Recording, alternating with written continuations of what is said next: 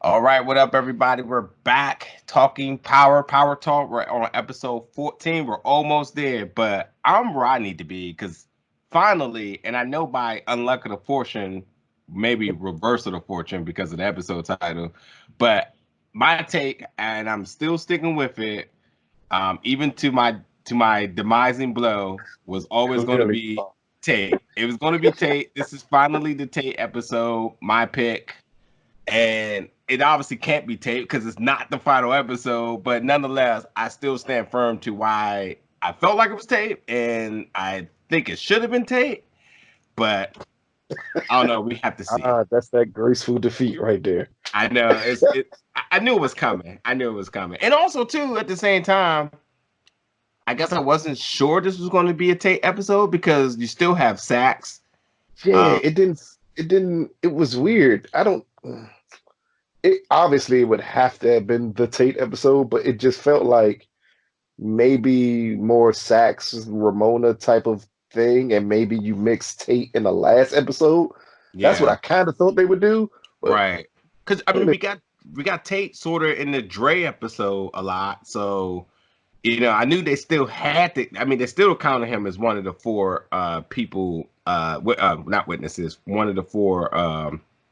What's the word I'm looking for? Suspects. Yeah, left, and I just didn't think this was going to be his episode. I feel like we already got some of him then, but nonetheless, you got a full take episode, and I'm not mad because unlike Paul's, this episode was absolutely amazing. yeah, This like was right amazing. now, it seems like the only slip up of this episode of the week type thing has been the pause episode. That was horrible. Like great episode, while not great, was pretty okay. It was good for Power. I mean, Yeah, Tommy episode is the standout. That's a sick episode. And this one to me is right up there with the Tommy episode because you yeah. get to dive deeper into Tate, including is that his real? I think that may be his real life brother too. I when I'm seeing, I'm like, wait a minute, he looks familiar. I think that may Hey, be his real life brother also. forget that. His real life brother, that might be his real life family at this point. Yeah, I'm like, yo, everyone is looking a little bit like Lorenz Tate here. But exactly. crazy thing about this, when I was looking this up, do you know who this episode was directed by? It's not the 50 episode, is it? Huh? It's not the 50 episode, is it? Nah. Mario Van Peebles directed this. Ah, that that's a weird person to get to direct this episode. Right? And I just because was, that's a big name person, so you would assume you would want to save that type of person for the last episode. Well, yeah, you would think you want to save that type of person for the last episode, not this episode, but with these type of series, you never know. So Mario Van Peebles is a hell of a person to get to direct this episode, though. But yeah. that's possibly why this episode feels so cinematic compared to Yeah. some of the other episodes. Yeah. Absolutely. Now, and again, I just, Tate, I feel like it's not. I'm not gonna say one of the most complex characters, but when you intertwine him, since he's been on the show, there, and we know that these last few episodes are really connecting the dots and filling in all the gaps that we could either have speculated on what was happening behind the scenes and the ramifications in the future, or how we got from point A to point B. And we knew that Tate was really going to be one of those ones that was going to be the most intriguing. So I maybe that firepower is what you need to actually get somebody to really make it what it's worth. And for all intents and purposes, like you said, for a 1 hour episode, this felt super climactic. Like it definitely gave you the up and down. And I can't stress enough looking at my notes that is when I think about the word climatic, I think about the ups and downs of like how you build the plot, the suspense, and all that other stuff to you ultimately get to the ultimate demise and conclusion of the story.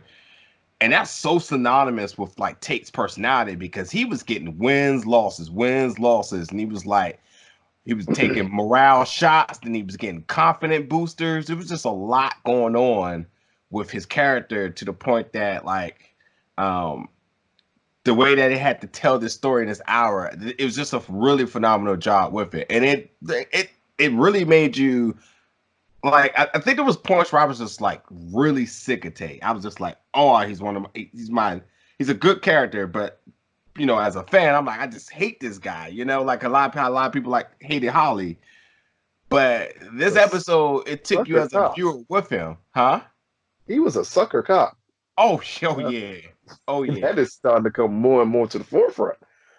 It was just a lot that this episode just kind of pulls you back and forth with. But nonetheless, I really thoroughly enjoyed it. Definitely one of my favorite. Definitely one of the best in season 6. Got to be within my top 5 of overall. This was a really Yep. solid episode for I, real. I, I would say it's definitely one of the best in this season. Overall, though, it's not up there for me. I think it's the character more than anything else. Yeah.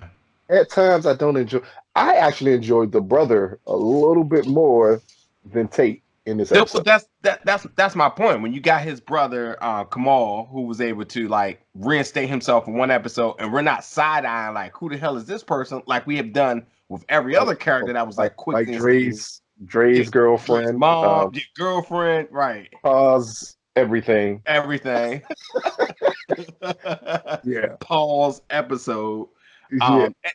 And that's why I like that, because I think that's why I thought the writing was so good. It's just like, wow, new character, and you're instantly invested in it. And would I be wrong to say like, can we have more? Is there any room for anything more? And even Cedric the Entertainer, which we know we knew was going to happen with him, but to just get a glimpse of his true stardom and being able to get those little tidbits of his comedy, I enjoyed it, even knowing that the end was eventually coming. And That opening scene. oh yeah, That was a hell of a shot scene. That oh was a yeah, hell of a shot. oh Man, yeah. just carving into somebody like that and to show it. hmm Said, hmm oh, okay. And Same on maybe that note it too, seems like he I wanted guess to it's pay somebody a little more serious this time. yeah, that's true. That's true. I like the dynamic between him and his son. What was it, Corey? I think it was.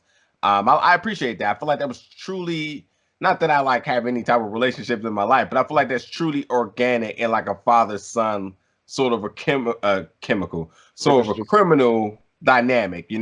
He really respected his dad. And even though his son was more like a hot shot, his dad was still able to like really keep him grounded to a point that they were proficient in what they did. And although again we know what happened, Yeah. we really saw like a good little, fluent little scenes with them too.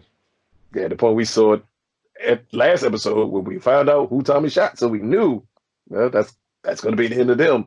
But Yeah. it was more interesting just to see the teaching moments. Like, in all honesty, when you have that type of short-lived chemistry between two characters, and you see him talking to his son as he's carving this guy up to give him pointers like, no, no, no, do it this way. This way they live longer. This way, like, it's like, oh man, I wish my dad Yeah. spent time with me like that. Maybe not Yeah. killing people, but something of that nature. Yeah. I'm also a sucker for like the in shot car scene, especially in a good, nice old school classic with some tunes in it, and the dynamic of like the appreciation for certain songs. I feel like that's truly true. I feel like that's really true to the culture. I feel like it happens so often that we don't talk about it enough. That it's like we never agree with what we listening to on the radio. One person's liking it, as Cedric said, this is a bop, but the other one's like, I don't know about that. So Yeah, I kind of like was feeling that, and also too, I'm also a sucker for red leathers in the car. Like automatically, I was like, yeah, this is dope. I'm feeling this. so you're a sucker for Blaxploitation. Yes, That yes, that yes. that whole shot felt like Black Mario Van People. That even Yeah, explains it even more now. yeah, Damn, because it feels like a Blaxploitation scene, which is cool to have something like this on this type of show, which yeah, is to me a modern day version of Blaxploitation. So yeah, I mean, that's a kind of damn the yeah. correlation there is amazing. hmm So anyway, just to kind of wrap that up really quick. I mean, obviously we know that Tate was the one now who called the people on the pier. As I said last week, Yeah. said it last week. Said the shooters will be hired by Tate. Yep. So they came from DC, made their way back to New York to carry out the hit for him. Meanwhile, Tate is really suffering with his sobriety because my man is getting blasted at these local bars. That's when he Man. got introduced with his family. His brother is still a cop. His brother Kamal lives with has a wife and a son. Tate is single. We know the Bachelor. He's with his only family. Tate, as we know him from the past, he is less ex law enforcement. We see them at the gun range. We've seen that Tate still has the shot, but he quickly said that his brother was way more superior than what he was, which I'm automatically gears are turning now. But I'm like, okay, we're not going to just have a array of just dirty cops this entire thing. So I'm like, I know quickly you want to think it, but like, we're just not going to have every cop to be a Hey, character, to be a dirty cop. And also too, like, Tate's shot grouping. I was like, we still say that shot on James looked like a precise yeah, shot. true, Even true. from a distance, that looked like it's a precise shot. And his little grouping, I don't know if they did that purposely to show his grouping, to Yeah. show that maybe he's not fully capable anymore of making that type of precise shot. But And I think maybe they tried to pull that off as a little hint. And the sobriety thing was another thing that hinted at me, meaning that within the wrong circumstances of him, like, either something going off, he resorts to that, and it's a norm because the bartender said, "Come get your brother." Yeah. So that's a repetition of bad habits that that's painted on who he truly is. You know what I mean? So and like I said, he hit it hard because my man passed out. That's what it is. Someone who can't deal with pressure. Yeah, exactly. It's And we we always we has we had said problems that a dealing with lot. pressure. We said Yep. that a entire lot. And I do have a little bit of questions about that. I'm gonna go over just a couple little things too. Now, Lorette Wash said something very interesting when Tate pleaded his case uh to still be in line with her, and he said, or to be in line with her, and she said the last thing I need is her name attached to the NYPD and another black man in a hoodie. Is there something I'm missing besides the overall stereotype to this? Is it something specific So I'm missing here? they hint towards things about him not being on the force. Because remember when they're shooting at the range and he thinks his career is over, and his brother says, "Hey, I can always put in a good word to get you back here." If that's clearly saying you didn't leave on your own terms, because there would be no need for a good word if you left on Okay. your own terms. Okay. So I think they're hinting towards something happened when he was a cop and it led to him no longer being a cop, which would make a lot of sense because cops don't transition to politics. That never happens. Yeah. So for him to make that transition, that means something would have had to drive him from there. And I got that from again when the brother said, "I can put in a good word for you. You should come back." Like again, that's not the celebrated detective who leaves to become a politician. That sounds more like something happened, you a little disgrace, and if you want to come back, I can help you get back. So Fair. maybe she's hinting towards something of that nature, or another black man in a hoodie. I mean, I don't. That's a weird like I know. statement. I know. That's why I'm like, I didn't know what to think. So, not that we're ever going to get a wash episode. I mean, there's no way possible, but like, do we have a clear, concise, like profile on who she is besides being a politician? Is she literally what we want to Oh, call, I don't know, either a culture vulture or just a flat out racist? she's Hillary Clinton. I said from the moment they put her on this show, she's Hillary Clinton. Fair enough, fair enough. Yeah. And But she speaks to a certain demographic in the Democratic Party function on this show, and that's why she needs the black vote. I mean, Tate brought it up. Her polling with black people was horrible, but then you kind of make it wonder because even if it's horrible with black people and you're in New York, that shouldn't matter at all. But it's neither here nor there. But they make a big deal about her polling being so bad with black people, but she needs one of them to be her lieutenant governor. I can't wait till we get to the other side of that. But again, I can't stress enough being able to get tidbits of Cedric's really humor nature, his comedic nature. You can always appreciate that, and it was a good offset to some of the serious tone that was kind of happening this episode. Also, the serious nature of his character. but was still able to pull out jokes and it not just be corny. Because I felt like he was able to massage them into the role so that it just made sense. And that I think which makes you a pure like comedian when you just know how to pick the right things at the right time. He's It's a legend, obviously, time. and everyone can do that. It's timing for comedians. That's the Yeah, key part. Even when they do dramatic roles, their timing never leaves. So when you have that discussion as Tate is walking up on them about not wanting to kill James anymore, and the son come out and say, "Man, we could do it quicker and cheaper than anybody." He's like, "Whoa, whoa, whoa, whoa, no, no, no, quicker, not cheaper." not Like that's cheaper. Yeah. that's time. They got to kick in. They're like, okay, you need the perfect time to say that type of line to draw it back into the seriousness, but break it up a little bit. Yeah. So talk about the vantage points again. Now, again, I think it's very important. I think a lot of people need to really go back and really dissect "No One Can Stop Me" episode because there's a lot in that which we will call the Jamie Ghost episode to the beginning of everyone else's single episode. And then that point where we were in the club when I mean he was clearly at his highest peak of just being an egotistical monster. That when Tate came in there and they had that was a really good scene and really good dialogue between the two of them. I was first under the assumption that Tate was going to alert him. He said he had something to tell him. He was going to alert him about him being investigated by Sachs and Rodriguez because of the information that he had told them that they had come to find out, which was funny because I was so hell bent on that, and you were just like, "Yeah, that's not going to work." And I never Yep. thought like, "Well, what else was he going to tell him?" And he was kind of like humbled by it, and it started clicking to me. It's like he says he's, the one thing he is not a loser or whatever, and we can admit when he's losing. So I was like, okay, he's humbling himself, which ultimately is making Ghost look more like a monster, and he's Yes. continued to prowl on him.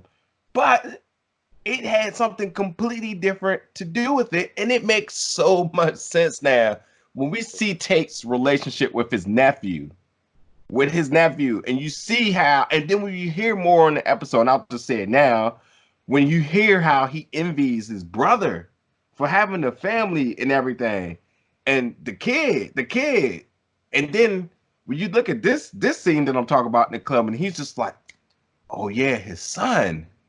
And that's why he's like, okay, I gotta tell him because that wouldn't be right. I don't want his son to grow up without his father, I couldn't which is a believe it. I very was good like, connection. wow. I was so thrown off.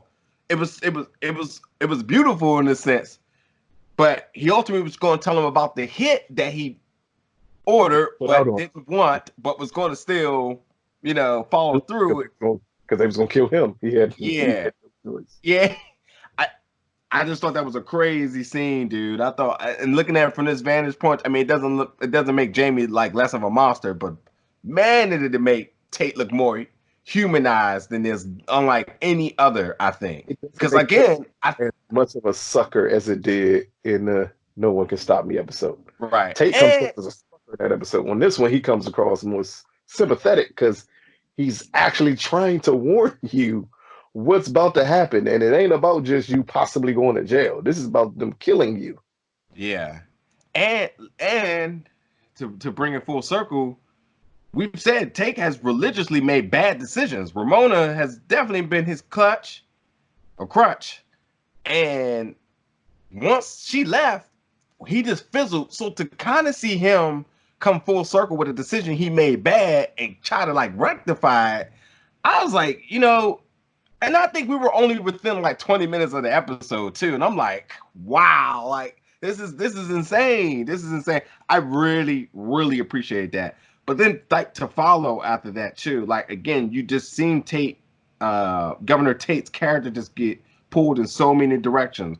People believing in him when he was at the coffee shop where everyone was, Diner. Yeah, praising him. that was Ghosts, that. not Felt even like seeing the remainder of the episode. That still feels like a weird scene. because we got so much of him being defeated that the Yeah, it just people feels. the people is what we never got the vantage point of. We never seen the character as the people that they believe in him the urban vote, the urban population that they thrive so much on sees the good throughout the bad, which is why Wash is so hard on it, which makes that even make sense. But we see how a man that was defeated mentally, verbally by so many other people, not sure if he needs to concede or continue. The whole campaign office is clearly just done. Mm-hmm. And then he goes to an innocent stop to get coffee, and the people spoke to him, and then the light bulb started going off again. It just was just, and it feels weird because again, the absence of the people just wasn't there.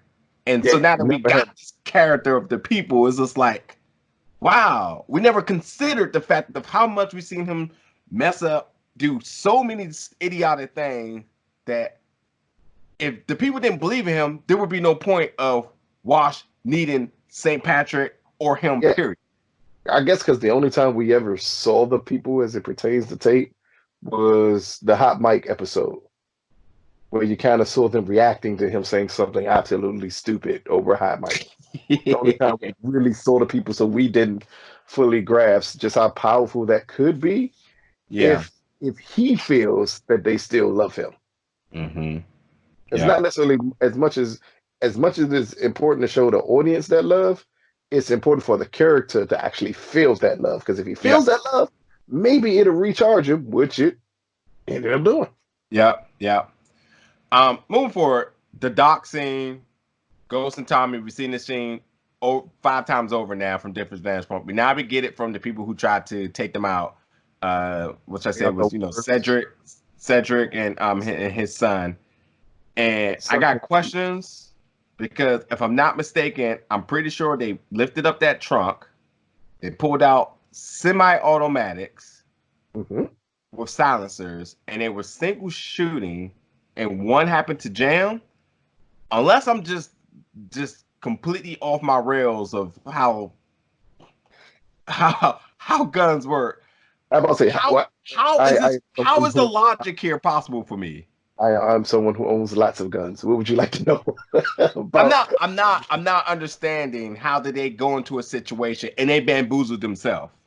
Like I know the scene had to do what it had to do, but I felt like it was going to be a little bit more intense than like, pew pew. Oh, I missed. Oh, my gun jam. Boom. That first shot was absolutely horrible. Like he had to drop. Like they didn't know you were there. Yeah. That should have been a timed shot. My man had a beam on it too. Now he can't shoot, and I'm assuming that's part of this is that the son can't actually shoot, and it's Cedric teaching him again. If we go back to the beginning of the episode when he's teaching him how to carve up somebody, has he been taking his son along as a learning trip? Because other than that, there's no way to explain how he missed that poorly. Now, guns jam all the time, and there's multiple reasons why guns can jam. That's why movies use that excuse, because in all honesty, if you don't hold the gun properly, it's going to jam. If you've been shooting niggas with it and you've never cleaned it, it's going to jam. So many things can happen where a gun can jam. So I think that was just a throwaway part of it. But the more important part was, how the hell did he miss that first shot? That's the most important part. And he missed it poorly. If you see where the bullet went and where Jamie leans back, they're nowhere near each other. And that's all I kept looking like. You missed that by a mile. It was craziness. I don't have nothing else to talk about that scene because I was like, we know what's happening here. It felt like Rogue One. We knew they were going to have to deliver the Death Star plans, and we knew everybody was going to have to die. So once we're there, nothing else explains. Nothing else mattered. We just knew it's just going to be the end of that. I mean, the good part was the touching part was when Sid was saving him, because the son was going to stand there and attempt to shoot it out. And he's like, "No, you need to go." Which again, to me, leads to him believing the son was inexperienced, which means there's a great chance he was inexperienced. And again, that's why he missed the hell out of that shot. I'm just that's the only unbelievable part to me. When I saw where the bullet went and how he leaned back, and I said, "Whoa!" I was not impressed. I was not impressed.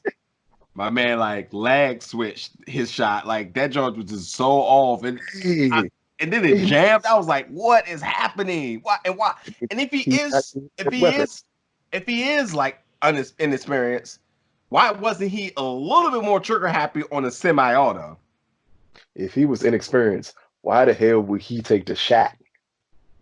I'm not. I'm not letting the inexperienced person take the shot. I'm not letting the Yeah, person who can aim take that shot they because that's also a called once in a lifetime the shot, play and completely negated it.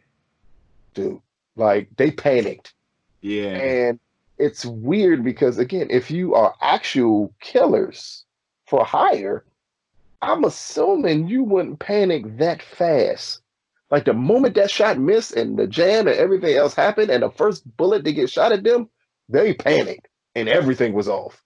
And that yeah. should never been. If you're paid to kill people, how many times have Ghost been shot at and he didn't panic? I know, right? It just this scene is exactly. Like, come on now. How many times has Yeah. Tommy been shot at and he didn't panic? And he's still supposed to be Twice over killers. in the last episode, in the previous episode. And he's supposed to be killers and they panic. It I was mean, a weird scene, but I guess again we had to get to the conclusion of Sid dying because we saw that yeah, at the end of the last exactly. episode. I gotta say, still though, this is still one of my favorite episodes as far as vantage points as well too. So seeing the other side of things a lot made this like really really cool. Simon Stern popped up in this episode, and you know if he's popping up, he's always got his nose in the right investments. And here he is again, cutting the deal. This The man, guy just knows how to make money and make it right. I don't.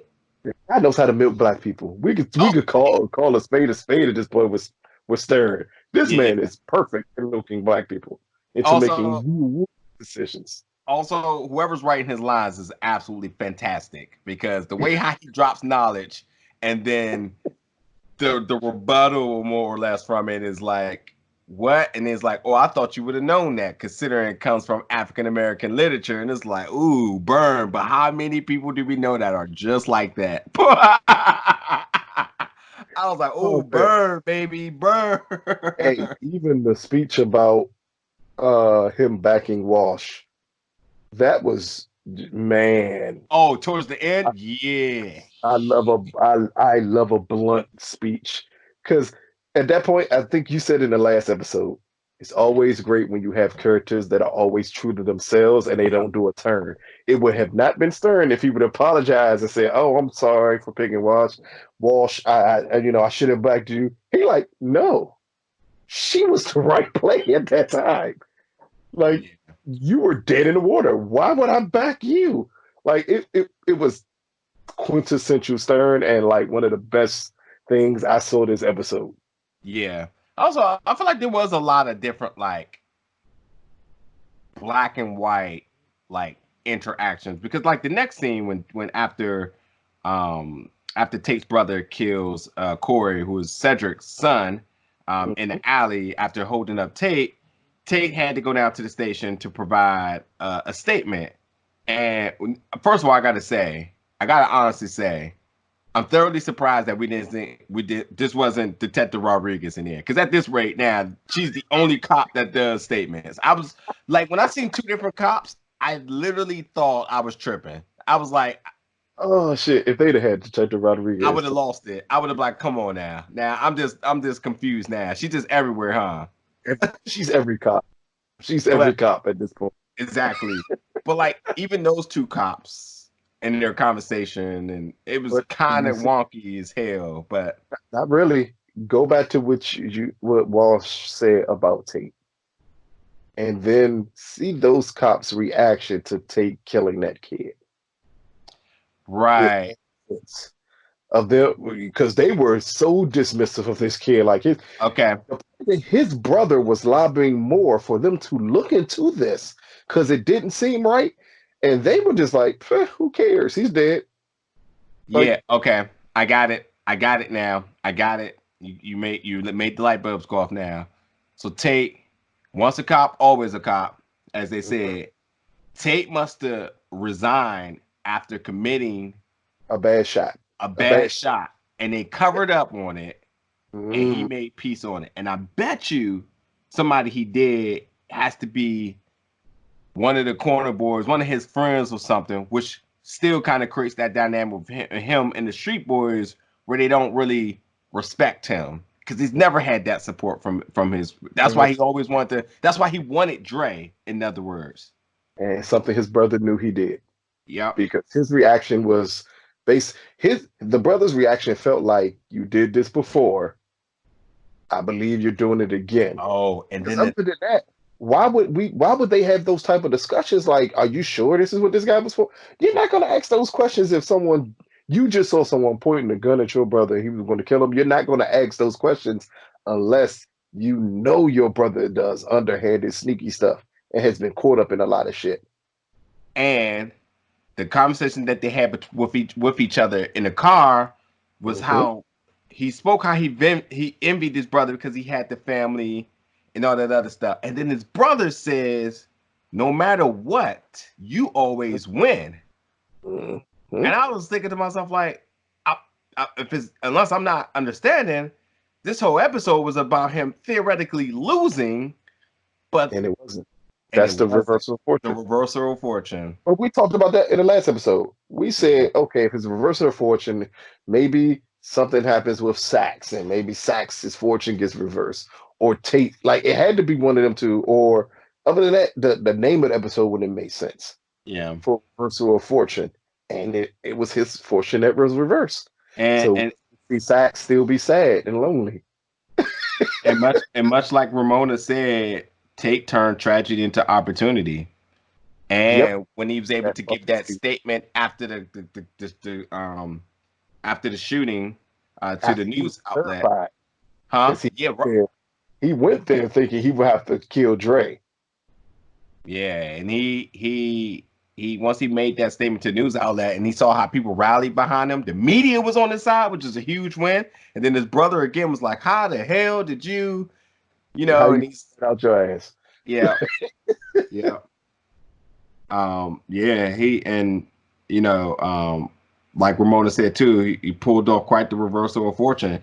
Steven, the Democratic Party guy, I feel like my veins needed just a little bit more of him, because the way how he's told homegirl Wash to chill out, peace out, go sit in the car. I don't understand politics. They're sending a different type. I won't pretend, but God, man, is he moving mountains like that? They're sending a very crooked message with stuff of this nature. Oh, I think people are picking up on it. Because again, I did say she reminds me of Hillary Clinton. And then magically you have a Democratic Party who controls everything. Like, okay, this is like the 2016 election all over again. Yeah. In power form. Like, you get an overly powerful Democrat, basically saying that the Democrats pick who runs, not the people. Yep. Yeah. Like, it's crazy to even think of something of that nature. And to put it out where this guy had that much power. Well, he tells the front runner, that's what that needs to be talked about. She was the front runner by lots of points. A fucking speech ain't gonna change that. Like, that's not realistic. That is gonna change because of one speech and because she posed bad with black people. We literally got somebody in the White House that posed bad with black people. That don't matter. So I think that type of change like that is really showing just how crooked that the party is. I think that's the message I'm trying to say. It's absolutely crazy. And, Tate has made a lot of mistakes as far as the ideology of the character. But to have Steven really be positioned with him is absolutely the ironclad that he needs to really sustain, like the image and the perception for him to really, have this duty and have this position, and it just be believable to the viewers. Because although he made so many mistakes, we're not going to forget that. And although there was a lot of luck that played into the overall arc of this character, but having Steven and him being so powerful, that just trumps everything. And also too, it just makes Tate, much like we say in this whole episode, it makes him like a pawn. He just was positioned to be here in this boom.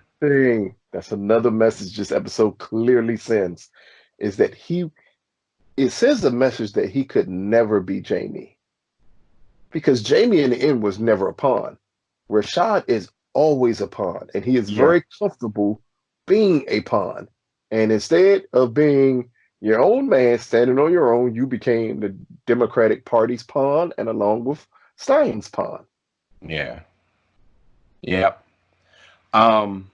Yeah. And speaking of Stein, he said something I wanted to know if you picked up on.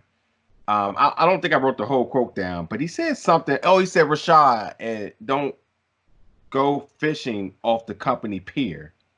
Yeah, he was talking about him fucking his people again. Got you. I was okay. He said it Okay. I because wasn't. I wasn't during sure that if he was like scene, correlating that hit. Is if he knew he made that hit on that pier. That's no, what I no, was no, thinking. I was like, okay, it was about in homegirl. that scene right before he said that statement. A nice young lady walked past Rashad, and his whole head turns around to look at her. And that's what he mean, like, look, don't go fishing off your own pier. He Yeah. said, if need be, hire a professional, meaning get you a prostitute. We don't do this. Hey, and do you remember what Stein was first Mhm. accused of him having a whole nother situation of that in the very one of the first couple of seasons with that. So okay, I got it now. I got it. He gave him advice from his own arsenal of knowledge, shall we say. Say, they always say you don't pay them to stay, you pay them to leave. Yeah, and that was his mentality at the end. So I like that. Again, as much as we talked a lot about the different things that happened in this episode, there's a ton of good dialogue and just really just funny moments that you can't always just remember. Like again, the hotel scene, full blown egotistical Tate was cool. Every scene with Stern was really cool. How we Cedric got and his to son that was cool. how we got to that Dre scene from the first episode. What led Tate to do that with Dre? Oh, exactly. It it just was a lot. The last thing I want to say is that the very end of this episode, Tate watches the news and they said arrest has been made, and they're gonna show who was arrested. And obviously that leads us into next week's episode, which is titled "Exactly How We Planned." We, I mean, let's put this down on the table now. There's only three people left now: Sax, Tasha, Whoa, and whoa, whoa, Tariq. whoa, whoa, whoa, whoa, whoa, whoa. My pick is still alive here. You will not just discard my pick. I'm riding till the wheels fall off here. Whoever Mary J. Blige is playing in this Power sequel I forgot. has something to do with it. I quickly forgot because I was like, wait, you didn't pick Nope. what's her name? His girlfriend. Can't think of her name. I said I said it Ramona. wouldn't be. I'm about to say, wait, you didn't pick Ramona. Yeah, I Nope. forgot. I forgot about that. I forgot about What that. I said from the last episode when he yells when Ghost stops Tommy. I said it has to be somebody. Ghost, no. I think at this point we think it's way too predictable for it to be Tariq or Tasha because that's not Power style normally. Power tends to want to surprise the hell out of you. And I Ooh, said maybe it's a chance it's Mary J. Blige character who they still are refusing to say who the hell she is in this Power thing. Maybe we get some form of connection to another character, and that could lead from a connection to Tasha, or well, it got to be Tasha, or not because it won't be a connection to Tariq. Maybe she has a connection to Tasha, which leads her to do it, and then that branches off into the sequel. well. Also, by the title, exactly how we planned, you take Little Homegirl from college, you take Q that came out of nowhere, and then another pivotal black person, We and ain't then got, that's the we ain't got system a and kid operation that they Burberry run. shirt. Hmm. They ain't give Q nothing but a Burberry shirt. Side. But with a Hey, name yo, like exactly how we plan, I mean, in all honesty, it's a with three system. people left, It's it's only nonetheless it's a one system. person. It's only one other It's only one person who puts together plans. Sax. Again, Like who again, puts together a but plan? we is the thing. Sax is not a we, so it's either Tasha Tariq Sax as a we, or it's told you the about your Mary cop. J. Blige theory. I And I wouldn't be told you surprised. about your cop. I done told you about her. I keep on saying she has proven to be crooked and extremely crooked. So you telling me, as we plan, couldn't be her and Sax coming up with a plan? And maybe the plan wasn't to shoot Jamie. Maybe it was something else, and Sax deviated from that because we know his hatred, as you said before, his hatred Obsession. for Yeah. like, yeah, that is Yeah. craziness. So if they came up with a plan to thinking they're gonna nail St. Patrick, and then he does this, it could be as we planned, meaning the plan was in place, and then Sax broke the plan. Yeah, no, no. Also, what I'm thinking about too, all the Ramona like conspiracy theorists out there. This episode rules are out as well too, Because she was in because the hotel room, she had just left the room with Tate. Well, no, where was she at during the shooting? she wasn't there at all. She wasn't there at all. She was So at the. So why would that rule her out? I forgot She why was I said it. she was at Truth that night for sure. She was at Truth that night because that's the party was for him. So she was there that night. We know that to be fact. And then we Also, don't see her again.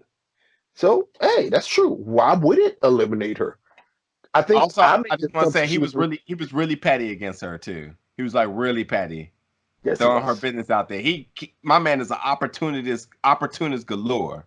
You know. I thought that that would lead to something happening to him bad on the campaign trail because I think like you can't talk about her fucking a married man and you been fucking a married woman and she never actually slept with the married man. Right.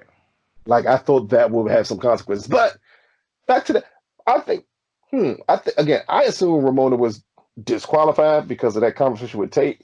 But then I got to remember that conversation happened after Ghost was already dead. That's right. That's right. So, Also, yeah. so technically, the only got I know why. eliminated. Because I know why. I know why. My bad. I'm completely forgetting. The reason why you rule her out is because when they said that they made an arrest and they was going to show it, she had just left the hotel.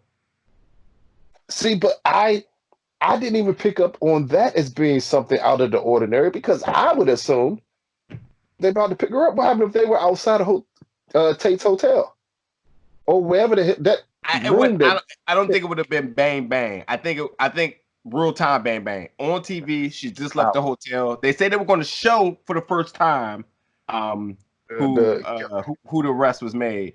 Also, too, I hope we didn't forget too. Tate wasn't going for that lieutenant governor role. Just to Hey, be clear, my man was like, yeah, and I think opportunity presented itself. She screwed up. yeah, and Steven was all for that. Steven was just like, yeah, that's exactly right. He made the deal that had to work in order for the Democrats to win. Case closed.